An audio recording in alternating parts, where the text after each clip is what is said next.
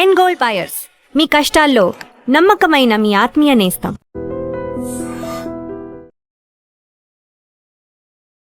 ఒక పెద్ద వాళ్ళకి ఒక భజన చేసి పైకి వస్తున్నారు కొంత చాలా మంది అనే దానికే కదా ఆన్సర్. భజన చేసినంత మాత్రం ఉపయోగం ఫ్రెండ్స్ కంపారిజన్. ఇప్పుడు డైరెక్టర్ ఒక నటుడిని మెచ్చుకోవడం ఇదంతా వేరు. బట్ ఒక చిన్న స్థాయి వాళ్ళు ఒక పెద్ద వాళ్ళని కేవలం భజన చేసి మాత్రమే పైకి వెళ్ళడం ఇలాంటిది ఏమైనా నడుస్తుందా? తెలియదండి, ఎందుకంటే నాకు అసలు బట్ నేను అబ్జర్వ్ చేసింది ఏంటంటే మీరు చాలా పాజిటివ్ పర్సన్. అంటే ఇండస్ట్రీ గురించి ఎప్పుడు నెగిటివ్ గా ఎక్కడ మాట్లాడలేదు. నాకు అవసరం లేదు కదా, నాకు ఎప్పుడు ఎదురుపడలేదు అలా. అంటే మీరు ఈవెన్ అంటే నెగిటివ్ క్వశ్చన్ అడిగినప్పుడు కూడా మీరు చాలా పాజిటివ్ గా చెప్పేదాన్ని. ఎలాగా దేని గురించి, కాస్టింగ్ కౌచ్ గురించి కానీ కమిట్మెంట్ గురించి కానీ అడిగినప్పుడు చాలా పాజిటివ్ గా చెప్పారు. ఇండస్ట్రీ ఎవరు తల జుట్టు పట్టుకుని లాక్కెళ్ళిపోరు, ఇలా చేయరు అలా చేయరు అని చెప్పి. ఇప్పటికీ నాకు అదే ఒపీనియన్, ఎప్పటికీ అదే ఒపీనియన్. ఇండస్ట్రీ మీరు ఇంతమంది ఇన్ని ఉద్యోగాలు చేస్తున్నారండి. మీరు నేను ఇండస్ట్రీ కాకుండా బయట ఎన్ని కోట్ల మంది ఉద్యోగం చేస్తున్నారు. ప్రతి ఒక్కడు పొద్దున్న లేస్తే అన్నం పట్టుకొని వెళ్తాడు. అన్నం పెట్టేది ఇండస్ట్రీ ఒక్కటే. నిజంగా బుద్ధుండే ఇండస్ట్రీ గురించి ఎప్పుడు ఎవరు తప్పు మాట్లాడకూడదని నేను కోరుకుంటా. నేను బ్రతికి ఉండి ఇండస్ట్రీలో ఉన్నంత కాలం నేను ఏ రోజుకి ఇండస్ట్రీని తప్పు పట్టే ఇదిలో నేను రాకూడదని కోరుకుంటా.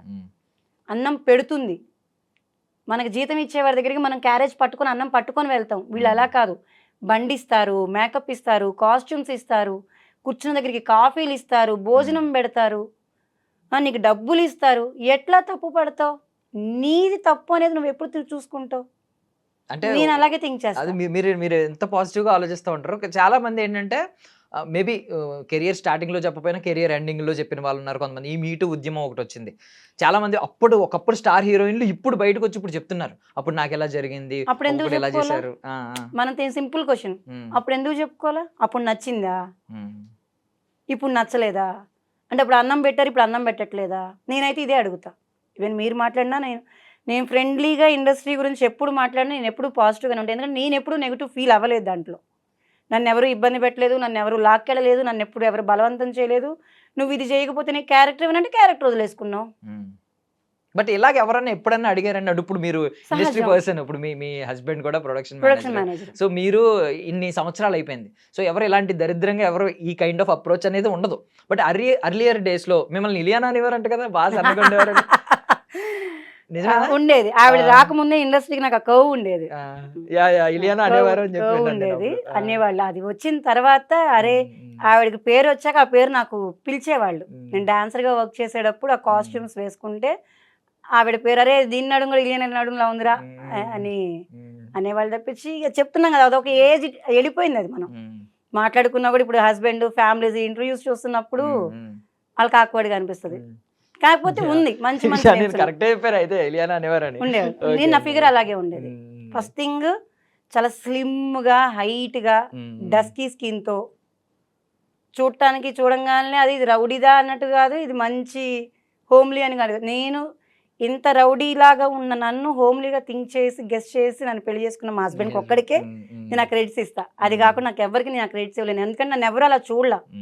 పలకరీయడానికి దగ్గరికి వస్తే కొట్టిద్దని భయపడి పలకరీయకుండా ఉన్న వాళ్ళు ఉన్నారు.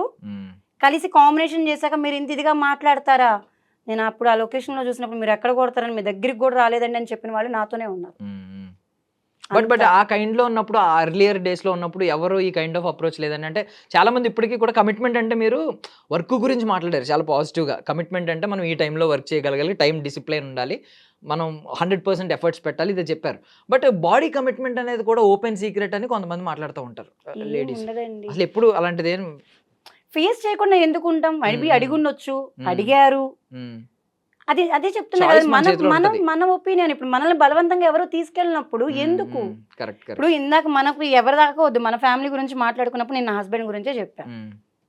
ఆడ ఐ లవ్ యూ చెప్పినట్టయితే నేను మేబీ యాక్సెప్ట్ చేసేదాన్ని కాదేమో. ఆ రోజు పెళ్లి చేసుకుంటాను అన్నాడు, ఒప్పుకున్నా. అది నేను ఎంత ఓపెన్గా చెప్పినప్పుడు, ఇండస్ట్రీలో ఆపర్చునిటీ ఇచ్చినప్పుడు ఆ ఆపర్చునిటీలో దానికి నిజంగా సక్సెస్ కనిపిస్తుంది అనుకుంటే వెళ్తారేమో, వెళ్ళుండొచ్చు. ఆపర్చునిటీని ఇచ్చాక వీళ్ళు ఎట్లా యూటిలైజ్ చేసుకున్నారనేది మెయిన్ ఇంపార్టెంట్. నీ ఇష్టానికి అయితేనే వెళ్ళావు, బలవంతంగా ఎవ్వరు ఇండస్ట్రీలో నిజంగా మళ్ళీ మళ్ళీ చెప్తున్నా జుట్టు పట్టుకొని గుంజుకొని వెళ్ళరు. అడగడం అనేది ఎవరికైనా మానవ సహజం. అది మగవాళ్ళైనా ఆడవాళ్ళైనా ప్రతి పనిలో ఉంది ఈ ప్రాబ్లం. ఎవరి అవసరానికి తగ్గట్టుగా వాళ్ళు మలుచుకుంటారు అంతే తప్పించి ఉమ్, ఇది నువ్వు చెయ్యి అని ఎక్కడ ఇండస్ట్రీలో అయితే స్టాంపింగ్ లేదు. ఇండస్ట్రీలో వర్క్ చేసిన వాళ్ళందరూ ఇదే చేసి వచ్చారని కూడా స్టాంపింగ్ లేదు. అది వాళ్ళ వాల్యూస్కి వదిలేయాలి అంతే. ఉమ్, ఉమ్, మన గురించి ఒకడు మాట్లాడుతున్నాడు అంటే అది వాళ్ళ విలువలకు వదిలేయాలి. Correct. నా గురించి నీకు ఎంత తెలిస్తే నువ్వు సో మాట్లాడగలగాలి. ఇప్పుడు బేసికల్లీ మీతో ఎవరైనా మాట్లాడుతున్నప్పుడు లేదు మీ పక్కన మీ కాన్వర్జేషన్ వింటున్నారు వాళ్ళు ఎవరైనా ఇండస్ట్రీ గురించి తప్పుడు మాటలు, ఎందుకంటే ఇప్పుడు ప్రతి మీకు సాఫ్ట్వేర్ ఆఫీసుల్లోనో లేదంటే ప్రతి ఆఫీస్లో కూడా ఇలా వేధింపులు అనేవి ఉంటాయి. మేనేజరో టీమ్ లీడో వాడు ట్రై చేస్తూ ఉంటాడు, ఇది ఖచ్చితంగా. చేస్తూ ఉంటాడు, వీళ్ళు అవాయిడ్ చేసే వాళ్ళు ఉంటారు, కొంతమంది కంప్లైంట్ ఇచ్చే వాళ్ళు ఉంటారు, ఇదంతా నడుస్తుంది ప్రతి ఇండస్ట్రీలో. బట్ ఖచ్చితంగా. పాయింట్ అవుట్ చేయడానికి సినిమా ఇండస్ట్రీ అనేది ఫస్ట్ ఉంటుంది. కళ ప్రపంచం కదా.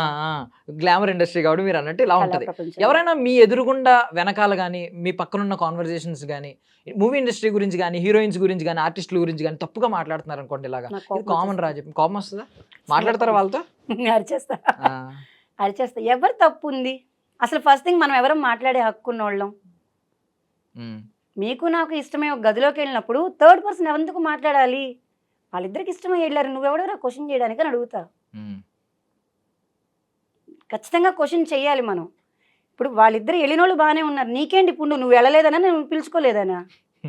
సో సేమ్ చిరంజీవి గారు చెప్పిన మాట, చిరంజీవి గారు కూడా సేమ్ ఇదే చెప్పారు మొన్న, ధైర్యం అవడానికి నెక్స్ట్ వచ్చే అప్కమింగ్ జనరేషన్కి ఇండస్ట్రీలో ఎలాంటిది ఏం లేదు, లేదు. మీరు మీరు మీ ప్రవర్తన బట్టే ఆపోజిట్ ఉంటుంది తప్ప మీరు ఖచ్చితంగా. ధైర్యంగా పంపించండి ఆడబిడ్డలని చెప్పి. ఖచ్చితంగా చెప్తాను. నేను ఒక ఆడ మనిషిని అయ్యుండి ఇండస్ట్రీకి వచ్చి 22 సంవత్సరాలు, 24 1999 అంటే 27 సంవత్సరాలు అయింది ఇండస్ట్రీకి వచ్చి. నేను ఒక టచ్ అప్ గర్ల్గా ఉంచా, 50 రూపాయలు తీసుకున్న రోజుకి. ఆ రోజు నుంచి ఈ రోజుకి నేను ఎంత మందిని చూసుంటానో ఇండస్ట్రీలో నాకు తెలుసు. నా లైఫ్లో నాకున్న 39-40 ఇయర్స్ నా లైఫ్ జర్నీలో నేను 24 ఇయర్స్ ఇండస్ట్రీలోనే ఉన్నానంటే ఎన్ని వేల మందిని చూసుంటాను. నాకు ఎందుకు తప్పుగా అనిపించట్లేదు? ఎందుకు తప్పుగా అనిపించట్లేదు? మనం చూసే కళ్ళని బట్టి మనం వినే చెవులను బట్టి ఉంటుంది. నాకు ఈ రోజు తప్పుగా అనిపించలేదు. మళ్ళీ ఎవరైనా క్వశ్చన్ చేయొచ్చు, కింద మనకి కామెంట్స్ పెడతారు కదా, నువ్వు చేసి ఉంటావు అందుకే నీకు అనిపించట్లేదు. ఎవరికన్నా దమ్ము ఉంటే రమ్మనండి. ఇండస్ట్రీలో ఖచ్చితంగా దమ్ము ఉంటే రమ్మనండి. ఎంత తప్పు చేసినోడైనా ఏ తప్పు చేయనోళ్ళైనా నిజాయితీగా చెప్పగలిగే మాట ఒకటే, ఎవరిని బలవంతం చెయ్యరు. అది చెప్పే ధైర్యం లేని వాళ్ళు కూర్చోమనండి ఇంట్లో. అసలు ఈ టాపిక్లో మనం తీసుకోవచ్చో లేదు తెలియదు, కానీ శ్రీరెడ్డి గారు అప్పుడు చాలా ఇష్యూ చేశారు. నేను ఆ టైంలో చాలాసార్లు న్యూస్కి వచ్చి మాట్లాడాలి, వెళ్ళి మాట్లాడాలి. ఓకే, ఇప్పుడు ఎట్లా అయిపోయిందంటే ఇండస్ట్రీ, మనం మాట్లాడతాం తప్పులేదు, అరే అది వచ్చి మాట్లాడేది దాని పబ్లిసిటీ కోసం రా అని చెప్పేవాడే తప్పించి నేను మాట్లాడే నిజాయితీని ఎవ్వరూ క్యాప్చర్ చేయట్లా. సినిమాలు చేయక వెనకబడిపోయింది కదా, సినిమాల్లో కనిపించడం కోసం ముందుకు వచ్చి మాట్లాడుతుందిరా అని కింద కామెంట్ పెడతాడు. ఆ కామెంట్ పెట్టేవాడికి బుద్ధి ఉండదు. వాళ్ళు ఎంత స్ట్రగుల్ అయ్యి ఉంటే ఈ ప్లేస్లో ఉండి మాట్లాడుతున్నారు అని అవగాహన కూడా లేకుండా కింద కామెంట్స్ రాసేవాళ్ళు ఉన్నారు. కామెంట్స్ రాసేవాళ్ళు ఫస్ట్ ఎన్ని తప్పులు చేశారు, ఎన్ని ఒప్పులు చేశారు, ఎంత పాజిటివ్ చూసారు, ఎంత నెగిటివ్ చూసారో ఫస్ట్ చూసుకొని కామెంట్ పెట్టమనండి ధైర్యం ఉంటే.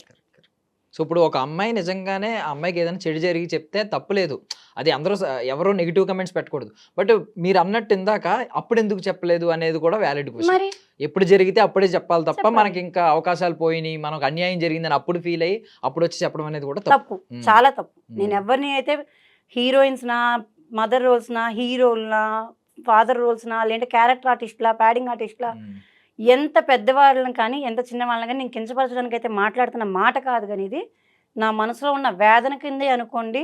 ఇండస్ట్రీని ఎప్పుడూ దయచేసి తప్పు పట్టకండి. మనం నిజంగా కష్టంలో ఉన్న రోజు ఈ ఇండస్ట్రీ నుంచే పిలిచి అన్నం పెట్టారు. నేను నా పాప పుట్టినప్పుడు ఎంత స్ట్రగుల్ పడి పక్కన వాళ్ళు నాకు 10 రూపాయలు ఇస్తే బాగుండు అని ఎదురు చూసిన ఈరోజు నేను తింటాకు కూడా హ్యాపీగా ఉన్నాను అంటే అది కేవలం ఇండస్ట్రీ వల్లే. నాకు ఇంకొక వర్క్ కూడా తెలీదు. క్యారెక్టర్స్, షూటింగ్స్ చెప్పుకుందామన్నా ఇంకేమీ లేదు. అవకాశం వచ్చిందా చేసుకోవాలి, అవకాశం లేదా ఇంట్లో కూర్చోవాలి. 3 నెలలు ఖాళీగా ఉన్న రోజులు ఉన్నాయి, 6 నెలలు ఖాళీగా ఉన్న రోజులు ఉన్నాయి. షూటింగ్ వచ్చినప్పుడు సంపాదించుకున్న రూపాయి ఏదైనా ఉంటే తీసుకెళ్ళి తాకట్టు పెట్టుకొని తీసుకొచ్చి ఇంటద్దులు కట్టుకొని ఇల్లు గడుపుకున్న రోజులు ఉన్నాయి.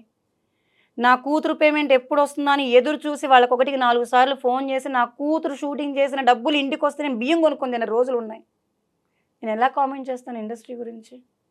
ఎందుకంటే నేను అన్నం తిన్నా, నాకు అన్నం పెట్టింది, నా కుటుంబాన్ని ఈ రోజుకి ఇండస్ట్రీనే పోషిస్తుంది. నేను ఇంకా ఇండస్ట్రీలో అవకాశాలు రావు, చెయ్యలేను అనే వయసుకు వచ్చేలోపు అయితే ఎంతో కొంత దాచుకొని నా తిని నేను తినేంత ఉంచుకోవాలని ఉంది. 10 మందికి పెట్టేంత కాకపోయినా అడుక్కునే స్టేజ్కి అయితే రాకుండా ఉంటే చాలు. Genuine answer. చాలామంది ఇండస్ట్రీలో ఏమైపోయారంటే అవకాశాలు ఉన్నప్పుడు మెయింటెనెన్స్ నాకు నచ్చని వర్డ్ అది. మన చేతిలో 10,000 బ్యాగ్ ఉందా, మన చేతిలో 1,50,000 ఫోన్ ఉందా, మన మేకప్ ఏదో విలువ, స్టిక్స్కి కాస్ట్ ఎంత ఉంది, మనం వేసుకున్న కాస్ట్యూమ్కి కాస్ట్ ఎంత ఉంది, బ్రాండ్ ఏముందని చూస్తారు. కానీ అరే రాత్రి నువ్వు ఇంట్లో తినడానికి బియ్యం ఉన్నాయా లేదని చూసుకునేవాడు ఎంతమంది? ఇండస్ట్రీలో ఉండాలి అనుకుంటే మెయింటెనెన్స్ అన్న మాట మర్చిపోయి జెన్యూన్గా ఉండి వర్క్ చేసి రూపాయి నువ్వు దాచుకుంటాం చేతనైతే దాచుకొని బతుకు, లేదా ఇండస్ట్రీలో ఉండమాకు. ఎందుకంటే ఆఖరి రోజుకి అడుక్కునే స్టేజ్కే వెళ్తాం. ఇంకొక మాటలు విన్నానండి, నాకు షాకింగ్ అనిపించింది. ఏంటంటే మొన్న సావిత్రి మూవీ గురించి ఆ రోజు మాట్లాడినప్పుడు మీరు అంటే చాలా అలా అలా అలా మాట్లాడేశారు అనిపించింది. ప్రాస్టిట్యూట్ క్యారెక్టర్ చేశాను కదా, ఆ క్యారెక్టర్ మీకు మంచి పేరు తెచ్చిపెట్టి ఉండొచ్చు. చాలా మంది భయపడతారు. రైల్వే స్టేషన్ సినిమా చాలా మంది భయపడతారు. బట్ నాకు ఇష్టం అలాంటి క్యారెక్టర్ చేయడం కూడా. అలాంటి వాళ్ళని చూసి గౌరవం ఏమో అన్నారు. ఏంటి, ఎందుకు అన్నారు ఆ మాట? నాకు అర్థం కాదు. గౌరవం అంటే అండి, ఒక మనం చాలా విషయాల్లో మాట్లాడుకుంటాం తల్లి గొప్పదనం గురించి. తండ్రి లేకపోయినా తల్లి ఎలా బతికింది, ఎలా బతికిచ్చింది మమ్మల్ని అనేది నేను చూసాను మా అమ్మగారిని. కాబట్టి నాకు తల్లి గౌరవం బాగా తెలుసు. ఏ తప్పు చేసిందా, ఏ తప్పు చేయలేదు అనేది భగవంతుడికి తెలుసు. మా అమ్మగారి గురించే మాట్లాడుతున్నా, ఎవ్వరి గురించి మాట్లాడతలా. మొగుడు లేకుండానే 2 పిల్లలను సాకుతుందంటే మేము చూసాం అన్న మాటలకి రోజులు ఎక్కెక్కి ఏడ్చుకున్న పడుకున్న రోజులు ఉన్నాయి మా అమ్మగారు. ఆ స్టేజ్లోనే మేము ఇడ్లీ వ్యాపారం రోడ్డు మీద, నాకు 9 సంవత్సరాల పిల్లని రోడ్డు మీదకి వెళ్ళి ఇడ్లీ అమ్మిచ్చింది మా చేత అంటే అది ఎంత గౌరవంగా బతికుంటే. వయసుకు వస్తున్న ఆడపిల్ల, నాకు మెచ్యూర్ అయ్యాక నేను మార్కెట్కి వెళ్తుంటే ఈ వయసులో ఇక దీన్ని పంపించడం మర్యాద కాదు అనుకొని తను ఆపిచ్చేసుకుంది. నేను మెచ్యూర్ అయ్యేదాకా కూడా నేను ఇడ్లీ వ్యాపారానికి వెళ్ళా. మరి మా అమ్మగారు ఆ రోజు ఎందుకు సంపాదించలా? కరెక్ట్గా 26 ఇయర్స్ వచ్చినప్పుడు చనిపోయారు మా నాన్నగారు. మరి మా అమ్మగారికి వయసు లేదా?